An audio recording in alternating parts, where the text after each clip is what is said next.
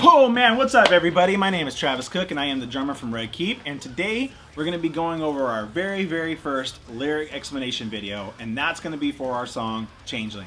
So before we get into the song, I want to talk real quick about what we're going to be doing in these videos. We're going to be giving you guys a really cool inside look on what we wrote the song about, give you a little bit of detail on certain parts of the song, and kind of just give you our opinion on what the song means. Now, it's just that. It's our opinion. And just because it's our opinion doesn't mean it needs to be yours. We really write these songs for you guys to have your own conclusion and your own connection to them, and we really want to know what those are. So down in the comments, let us know what Changeling means to you. We'd love to see that, and we're super excited to see these songs out in the wild and see your connections with them. So we really hope you enjoy it, and we want to know. Let's jump into the lyric explanations.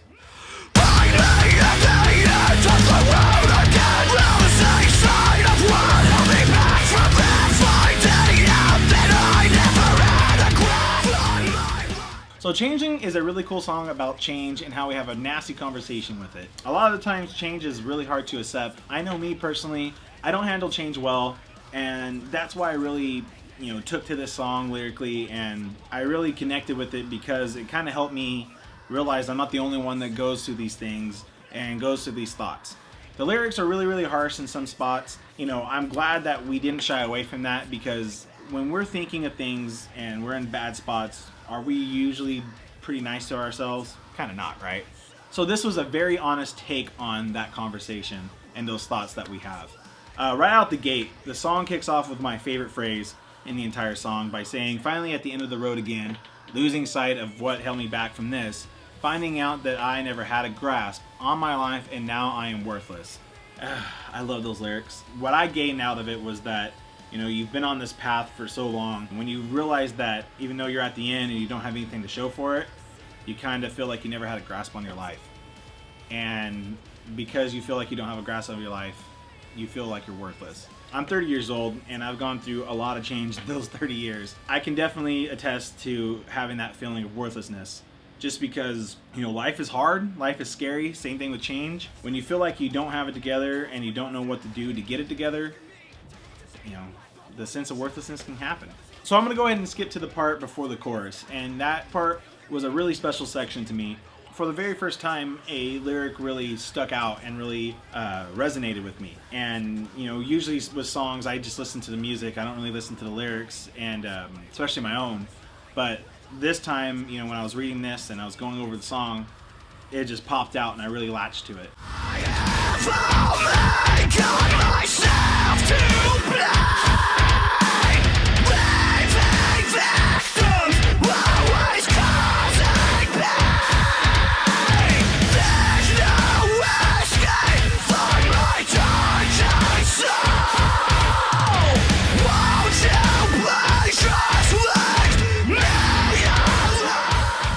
So what Brian says is, "I have only got myself to blame, leaving victims, always causing pain. There's no escape for my tortured soul. Won't you please just leave me alone?" When I sat down and really took that apart, what it meant to me was you only have yourself to blame for change. The only person that you can control is yourself. You feel like you're always causing pain and that it's never gonna stop, like there's no escape. We just want to be left alone, and we're asking and we're pleading just to be left alone. Just because we feel like we're not worth the time and we're not worth the saving. So that brings us to the chorus. The chorus itself is, I feel, the very first part of the song where we're kind of opening up to the idea of change, and we're opening up to accepting it. We're kind of asking change a couple questions. We're asking it if they can bring us redemption and make us feel alive, if it can see the ending from our perspective. And I really like that. I really like the fact that it kind of shows the thought process and the gears turning and kind of realizing okay, maybe change isn't that bad, but I need proof. So after the chorus, it gets us to this really cool part that I feel is like the meat and potatoes of the song. It's repeated twice during this part in the second verse and towards the end. And I feel that this is the part where we finally started opening up to change. And now that we are starting to build a rapport with it, we want to talk about it and we want to start opening up and giving our reasons of why we have a hard time with change. Take a look at me, tell me what you see in life, but one that's changed. Every single day I want to run away, but I know I can't, so I gotta stay.